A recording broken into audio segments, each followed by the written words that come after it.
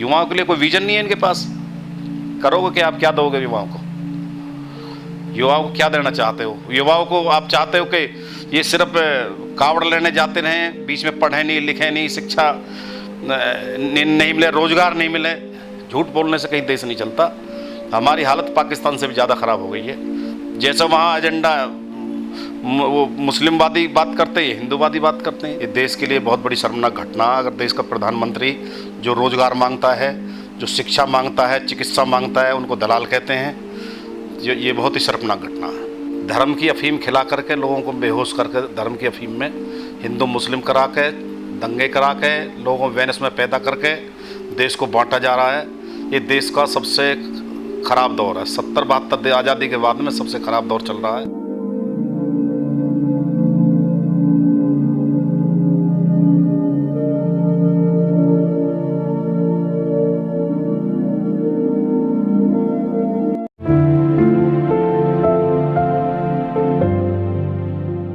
पहले तो भारत के प्रधानमंत्री जी को जन्मदिवस की हार्दिक बधाई। लेकिन जो हालात इस देश में आज हो चुके हैं, बेरोजगारी, भुखमरी, आज लोग बेरोजगारी की तरफ, जो मोदी जी ने जितने भी चुनाव के समय वादे किए थे कि 2 करोड़ लोगों को हर साल रोजगार मिलेगा, उसका उल्टा हो गया। 6 साल में 2 करोड़ बेरोजगार उल्टे कर दिए। 12 करोड़ लोग बेरोजगार हो गए। कोई योजना इन्होंने, कोई इंफ्रास्ट्रक्चर, कोई ऐसी योजना इन्होंने नहीं बनाई जो युवाओं को रोज़गार मिल सके। उल्टे रोज़गारों को ख़त्म करने का इन्होंने योजना बनाई है।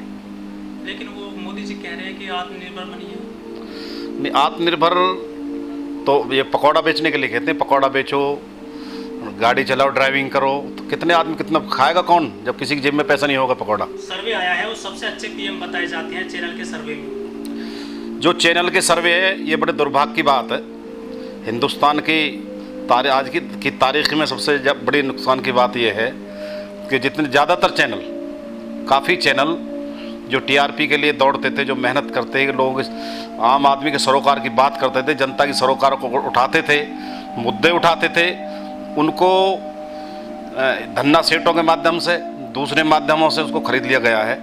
वो जो लिख करके देते वही भाषा बोलते हैं, संघ की भाषा बोलते हैं। और जो वो देश को गुमराह करते हैं, करना चाहते हैं, गुमराह कर रहे हैं, उसमें पूरी तरह से वो कामयाब है। समाज को गुमराह करने का काम किया जा रहा है और देश की जीडीपी 24% तक पहुंच गई है। देश गड्ढे में जा चुका है। आप जो मीडिया की बात कर रहे हैं, क्या मीडिया सही काम नहीं कर रहा है देश में? देश में मीडिया 2 तरह का हो गया है। कुछ लोग मीडिया के नाम पर उनके बिल्कुल खरीदे हुए लोग हो गए हैं। जो वो चाहते हैं वही काम करते हैं, उसी तरह माहौल बनाते हैं। आज एक ऐसी चीज़ दे रहे हैं, समाज को ऐसा समाज बनाने की कोशिश कर रहे हैं। सुशांत केस में या तो रिया की बात चल रही है, आप देख रहे हो लगातार रिया की बात। पहले कभी तो पाकिस्तान को रोज़ पटकनी भारत देता है, इनके माध्यम से, टीवी चैनल के माध्यम से, दूसरा काम नहीं है। कभी चीन को इतने पीछे दौड़ा देता है, राफेल आ जाता तो उसमें दहशत इतनी बढ़ाने की बात करता कि चीन डर गया, पिट गया। इस तरह से गुमराह करके देश को पूरी दुनिया जानती है। हमें शोध के लिए काम करना चाहिए, हमें हॉस्पिटल बनाने चाहिए, हमें नई नई तकनीकी पैदा करनी चाहिए।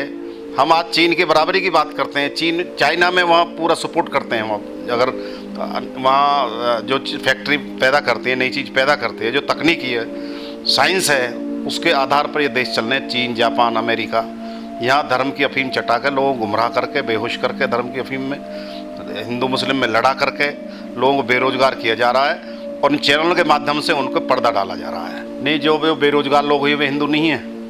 जो हिंदूवाद की बात करते हैं, धर्मवाद की बात करते हैं, या सड़क पे घिसे पिटे, धक्का खा कर बेहोश हो गए, परेशान हो गए।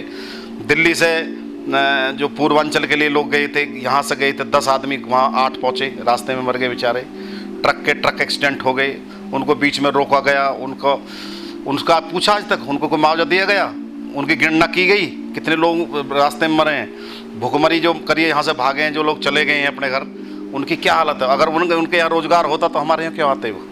लेकिन जो मोदी सरकार है वो तो ये कह रही है कि हमारे पास कोई आंकड़ा ही नहीं है कि लॉकडाउन में कितने लोगों की मृत्यु हुई है। आंकड़ा ये बताना नहीं चाहते। आंकड़े की कोशिश ही नहीं की आपने आंकड़े की। जितने लोग गरीब, कमज़ोर, मजलूम हुए हैं, उनकी तरफ ना तो उनका ध्यान है, ना इनको कोई एजेंडा है, इसलिए इनके पास कोई आंकड़ा नहीं है। जब भी हिंदुस्तान में भारतीय जनता पार्टी की सरकार आई है, तब ये धन्ना सेठों की सपोर्ट किया इन्होंने।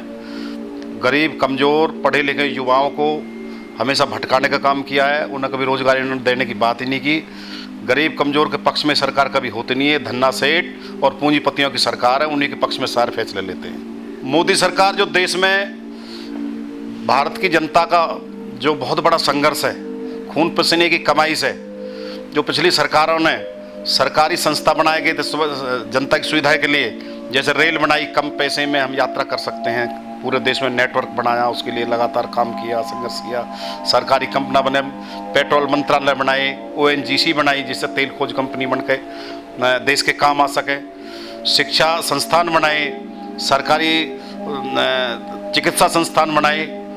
वो सारे मोदी जी की जो एंड कंपनी है, शाह जी और मोदी जी, और इनका एजेंडा ही ये है उनको सबको दोबारा से प्राइवेट लोगों को बेच करके, जो प्राइवेट जो यहाँ है धन्ना सेठ पूंजीपति, उनको बेच करके पूरे देश को एक दिन ऐसा ना हो जाए इस देश का नाम Adani and Ambani India private limited हो जाए। ये भी हमें लग रहा है। मेघनाथ जी, जो आप बात करें कि निजीकरण किया जा रहा है, लेकिन सरकार तो ये कहती है ना कि वो निजीकरण होने से जो लोगों को सुविधाएं अच्छी मिलेंगी।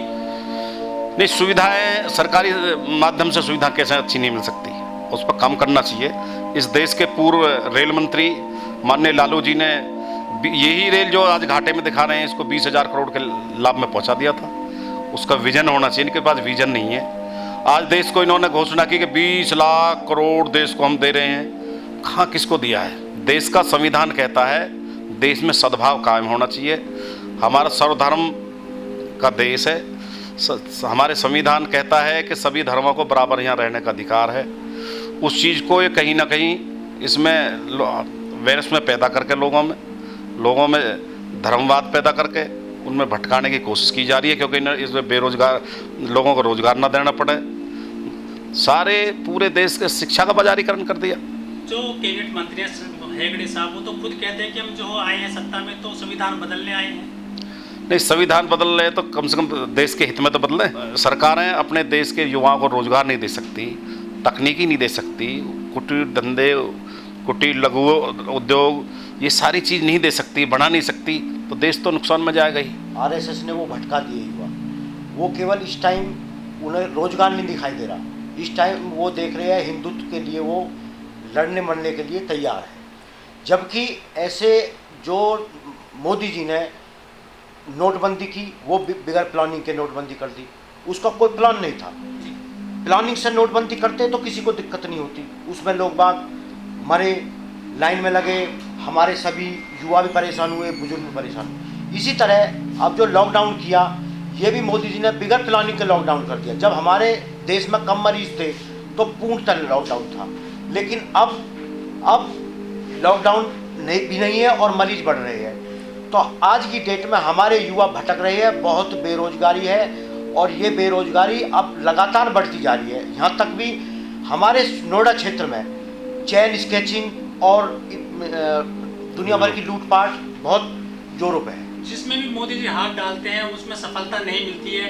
ये बात जो नितिन गडकरी भी कह चुके हैं, तो ये किसके कहने पे ऐसा काम करते हैं? क्या संघ के कहने पे ऐसा काम कर रहे हैं? मोदी जी जो ये करते हैं, अब इनके जो 4-5 आदमी हैं जो इनके बहुत नज़दीक है, क्लोज है, उन्हीं के ये सबकी, देखो मोदी जी नीचे से ऊपर गए हैं। इन्हें जनता से ये जुड़े थे, लेकिन इन्हें जनता के को देखते हुए, हित में जनता के हित को देखते हुए इन्हें निर्णय लेना चाहिए। लेकिन ये कुछ आदमियों को फ़ायदा पहुंचाने के लिए ये निर्णय लेते हैं, जिनमें कुछ ही व्यक्तियों को लाभ मिले।